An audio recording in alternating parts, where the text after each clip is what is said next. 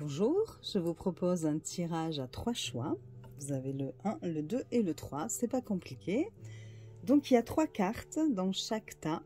J'utilise pour cela l'oracle au fil des mots. Je ne sais pas si vous connaissez. C'est un oracle auto-édité qui est très simple parce qu'il y a des mots-clés sur les cartes. Donc il peut tout à fait convenir à un débutant. Vous allez les découvrir avec le tirage. Et puis j'utilise l'oracle Jane Austen qui est sorti il n'y a pas très longtemps et qui est magnifique. Je ne sais pas si vous voyez les dorures. Le dos est tout aussi beau. Vous allez voir aussi avec le tirage. Voilà. Qui se présente comme ceci. Voilà. Donc, je vous laisse faire votre choix. Vous pouvez mettre pause, le temps de choisir. Et puis, je vais commencer par le tas numéro 1. Alors, d'abord, les 2 cartes. Les 3 cartes. Non, il y a 3 cartes, en fait. J'ai déjà oublié. Non, mais je vous assure, c'est grave. Alors, là, avec ces 3 cartes, alors je vous montre. Il y a d'abord le brouillard. Il y a le secret. Et il y a la libération. Donc ici, on nous parle de doute, d'incertitude. Vous êtes dans le doute, dans l'incertitude. Il y a des choses encore que vous ignorez peut-être. Peut-être aussi que vous faites du souci, qu'il y a des mensonges, des non-dits. Donc, enfin, vous avez du coup des idées noires parce que peut-être que vous n'arrêtez pas de ruminer par rapport à ça. On me cache quelque chose. Bon, quel que soit le domaine, la question, voilà. Et on vous dit que vous allez vous libérer de tout ça. Peut-être que vous allez être soulagé parce que vous allez voir que vous vous êtes trompé. Peut-être que au contraire, eh bien, vous allez apprendre justement ces choses dissimulées et ça va quand même vous libérer d'une certaine emprise. Et donc voilà, donc c'est plutôt positif. Hein. Voilà. Et je vais vous montrer donc la carte de Jane Austen. Donc je vous disais hein, que le dos était très beau. Et nous avons l'influence des autres. Je vous lis la petite phrase. Il est sage de demander conseil, mais la décision vous appartient toujours. On en revient quand même, je trouve qu'il colle assez bien avec le tirage. Hein. C'est-à-dire que peut-être qu'il faut se libérer de quelque chose, ou d'une certaine emprise, ou de quelqu'un. Peut-être tout simplement de plusieurs personnes même. Hein. Là, ce qu'on vous dit, c'est vrai que parfois, on aime bien avoir l'avis de quelqu'un ou demander un conseil, mais il faut aussi se faire confiance. Il faut aussi s'écouter et se dire qu'on est tout aussi capable de prendre une décision sans forcément qu'on nous dise ce que l'on doit faire. Voilà, donc c'est une très jolie carte, hein. Mais elle rejoint tout à fait le tirage qui vous dit, les autres cartes qui vous disent qu'il y a une libération qui est nécessaire. Ensuite, le tas numéro 2, nous allons regarder les 3 cartes. Cette fois, je ne me trompe pas. Ah, alors, champagne. Succès, fête, il y a peut-être une sortie. Hein. Alors, ça pourrait être une sortie sportive, peut-être une compétition de sport. Ça peut aussi représenter tout à fait un projet en équipe. Hein. Quelque chose qu'on a fait à plusieurs ou voilà, on sent que on avait peut-être un objectif et puis finalement on le fait avec le champagne, on a réussi. On va voir la 3e carte. C'est la victoire. Donc ça vient vraiment vous dire qu'en plus vous allez être récompensé. Alors peut-être en groupe, hein. C'est pas quelque chose peut-être que vous avez fait seul. Mais en tout cas, ça peut aussi parler comment dire, une réunion familiale à plusieurs ou avec des amis ou des choses comme ça. Et on va peut-être vous offrir quelque chose lors de cette occasion.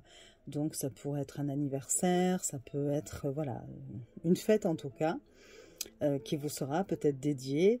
Ce sera un succès pour vous. Voilà.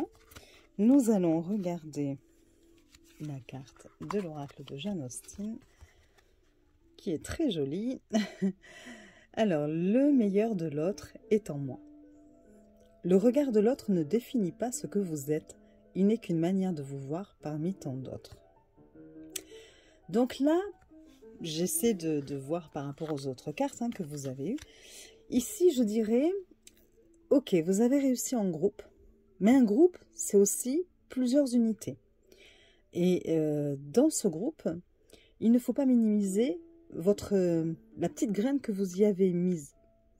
Parce que ce succès, vous le méritez tout autant que les autres. Peut-être que, attention, ne vous laissez pas peut-être rabaisser par d'autres qui pourraient vous dire « Ah oui, mais bon, si je n'avais pas été là, tu n'aurais peut-être pas réussi. » Ou peut-être que c'est vous-même qui pensez cela, que vous ne vous sentez pas capable de faire quelque chose tout seul. Et donc, il ne faut pas minimiser votre travail à vous aussi. Donc là, quelque part, on vous dit, et puis c'est pareil, les énergies positives que vous allez renvoyer, que vous allez envoyer vers les autres, elles vont vous revenir. Donc si vous pensez mal, eh bien voilà, ce ne sera pas forcément positif ce que vous allez recevoir aussi, et vice-versa. Si eux vous envoient des énergies négatives, dites-vous que de toute façon, ce sont leurs énergies. Ce n'est pas vous. Il faut se détacher aussi un petit peu du groupe.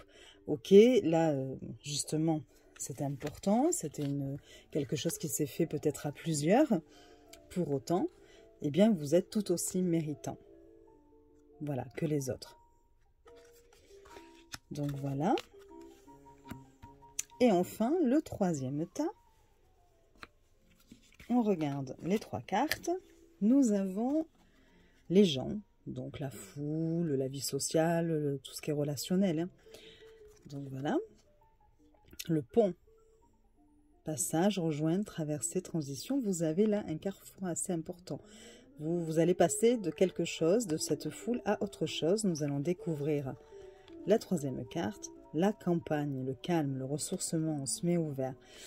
Donc là, clairement, vous quittez un endroit où il y a du monde pour vous isoler, pour vous mettre au calme. Vous avez besoin de calme peut-être. Peut-être que vous fuyez le groupe, le monde, la foule. Et donc là, en plus, le pont fait vraiment le passage. On passe d'un état à un autre. Et donc là, en plus, voilà, c'est vraiment le bruit. On quitte le bruit peut-être aussi. Donc on a peut-être besoin de se retrouver un peu seul.